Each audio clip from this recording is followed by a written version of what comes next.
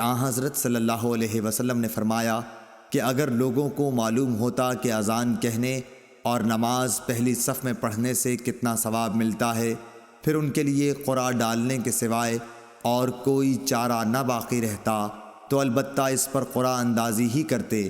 اور اگر لوگوں کو معلوم ہو جاتا کہ نماز کے لیے جلدی آنے میں کتنا ثواب ملتا ہے تو اس کے لیے ایک دوسرے سے آگے بڑھنے کی کوشش کرتے۔